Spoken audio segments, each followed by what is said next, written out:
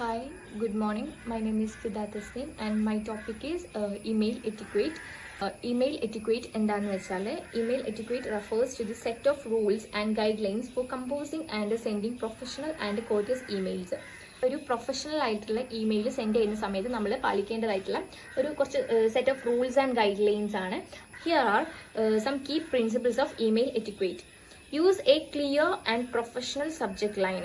ഒരു clear and professional ആയിട്ടുള്ള ഒരു സബ്ജക്ട് ലൈൻ വേണം യൂസ് ചെയ്യാൻ വേണ്ടിയിട്ട്. നമ്മളിപ്പോൾ സബ്ജക്ട് എഴുതുന്ന സമയത്ത് നമ്മുടെ കണ്ടന്റ് എന്താണോ നമ്മൾ ആ ഒരു കണ്ടന്റ് വേണം അവിടെ പറയാനായിട്ട്. അല്ലാതെ കുറേ ഭയങ്കര ലെങ്തി ആയിട്ടുള്ള ഒരു രീതിയിൽ നമ്മൾ സബ്ജക്ട് ലൈൻ പാടില്ല. നമ്മൾ കുറച്ച് ഷോർട്ട് ആയിട്ട് ബട്ട് നമുക്ക് ക്ലിയർ ആവുന്ന രീതിയിൽ വേണം, ഒരു പ്രൊഫഷണൽ ആയിട്ടുള്ള രീതിയിൽ വേണം നമ്മൾ സബ്ജക്ട് ലൈൻ കൊടുക്കാൻ വേണ്ടിയിട്ട്. അതായത് ഇപ്പം subject line should summarise the emails content and B specific. For example, meeting agenda for September 10 or request for information. അങ്ങനെ നമ്മൾ എന്തെങ്കിലും ഒക്കെ ചെയ്യുന്ന, അതായത് ഇപ്പോൾ നമ്മളൊരു റിക്വസ്റ്റ് ചെയ്യാൻ, ഒരു ഇൻഫർമേഷന് വേണ്ടി റിക്വസ്റ്റ് ചെയ്യുന്ന അതിനൊക്കെ നമ്മളിപ്പോൾ റിക്വസ്റ്റ് ഫോർ ഇൻഫർമേഷൻ എന്ന് പറഞ്ഞിട്ട് നമുക്ക് അങ്ങനെ അത്രയും ഷോർട്ട് ആയിട്ട് എന്നാൽ ക്ലിയർ ആയിട്ടുള്ള രീതിയിൽ വേണം നമ്മൾ സബ്ജക്ട് ലൈന് കൊടുക്കാൻ വേണ്ടിയിട്ട്.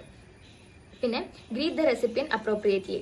Start with a formal greeting such as dear or hello for professional emails.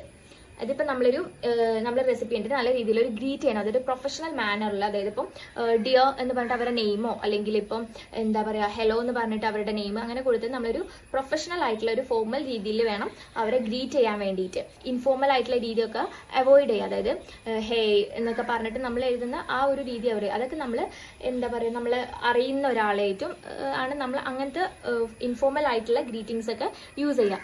നമ്മളൊരു പ്രൊഫഷണൽ ഇമെയിൽ നമ്മൾ എപ്പോഴും ഡിയർ അല്ലെങ്കിൽ ഹലോ എന്നൊക്കെ പറഞ്ഞിട്ട് ഒരു ഫോർമൽ ആയിട്ടുള്ള ഗ്രീറ്റിംഗ്സ് വേണം യൂസ് ചെയ്യാനായിട്ട്. Then keep the message clear and concise. Be direct and get to the point quickly. Use short paragraphs and bullet points to improve readability. അത് നമ്മൾ എപ്പോഴും നമ്മുടെ മെസ്സേജ് ക്ലിയർ ആയിരിക്കണം ആൻഡ് ഷോർട്ട് ആയിരിക്കണം. Short പാരഗ്രാഫിൽ വേണം നമ്മുടെ മെസ്സേജ് കീപ്പ് ചെയ്യാൻ വേണ്ടിയിട്ട്. ഓക്കെ, അല്ലാതെ നമ്മൾ ഭയങ്കര ലെങ്തി ആയിട്ട് കുറേ പാരഗ്രാഫ് ആയിട്ട് അങ്ങനെ ഇമെയിൽ ഡ്രാഫ്റ്റ് ചെയ്യാൻ പാടില്ല. ഷോർട്ട് ആയിരിക്കണം. പക്ഷെ നമ്മളുടെ എന്താ പറയുക, നമ്മുടെ ടോപ്പിക്, നമ്മുടെ കണ്ടന്റ് എന്താണോ അത് സ്പെസിഫിക് ആയിട്ട് അതിൽ പറഞ്ഞിട്ടുണ്ടാവുകയും വേണം. Then be cautious with humor and sarcasm. Humor and sarcasm can be easily misunderstood in written form. It's better to avoid them in professional emails unless you are sure the recipient will understand your intent. അതായത് ഇപ്പോൾ ഹ്യൂമറും കാര്യങ്ങളൊക്കെ നമ്മളുടെ ഒരു professional ഇമെയിലിൽ അത് use ചെയ്യാണ്ടിരിക്കുക, അത് avoid ചെയ്യാൻ നോക്കുക. കാരണം നമ്മളിപ്പോൾ നമ്മളുടെ ഒരു ഹ്യൂമർ പറയുന്ന സമയത്ത് നമ്മൾ ഇമെയിൽ റിട്ടേൺ ഫോമിലാണല്ലോ. അപ്പം നമ്മൾ ആ ഒരു റെസിപ്പിയൻറ്റിന് അത് കറക്റ്റായിട്ട് റീഡ് ചെയ്യാൻ പറ്റിക്കൊള്ളുന്നില്ല. ചിലപ്പോൾ അവരത് മിസ്അണ്ടർസ്റ്റുഡ് ചെയ്യും. സോ അവിടെ ഒരു ലാക്ക് ഓഫ് കമ്മ്യൂണിക്കേഷൻ ആണ് ഉള്ളത്. അപ്പോൾ നമ്മൾ എന്താണ് ഹ്യൂമറും അതൊക്കെ നമ്മൾ പരമാവധി അവോയ്ഡ് ചെയ്യാൻ നോക്കുക. നമുക്ക് അത്രയും ഷുവർ ആണ് റെസിപ്പിയൻറ്റ് ആ ഒരു ഹ്യൂമർ, ആ ഒരു നമ്മുടെ ഇൻറ്റൻഷൻ എന്താണോ അതിൽ തന്നെ അവരെടുക്കുള്ളൂ എന്ന് ഷുവർ ആണെങ്കിൽ അയക്കാം.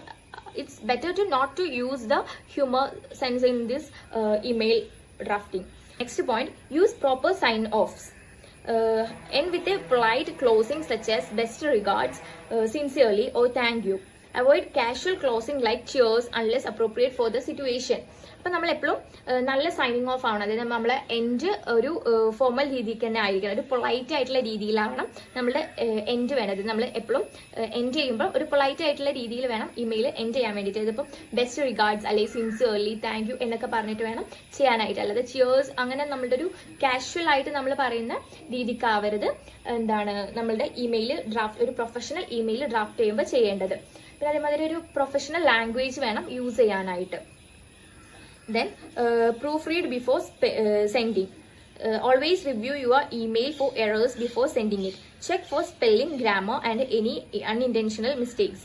നമ്മൾ എപ്പോഴും ഇമെയിൽ ഡ്രാഫ്റ്റ് ചെയ്ത് നമ്മളത് സെൻഡ് ചെയ്യുന്നതിന് മുന്നായിട്ട് നമ്മളതൊരു പ്രൂഫ് റീഡ് നടത്തണം. അതായത് നമ്മളതിൽ എന്തെങ്കിലും മിസ്റ്റേക്ക് ഉണ്ടോ, സ്പെല്ലിങ്ങിൽ മിസ്റ്റേക്ക് ഉണ്ടോ, ഗ്രാമർ മിസ്റ്റേക്ക് ഉണ്ടോ, അങ്ങനെ എന്തെങ്കിലുമൊക്കെ നമ്മൾ ചെക്ക് ചെയ്തിട്ട് വേണം അത് സെൻഡ് ചെയ്യാനായിട്ട്.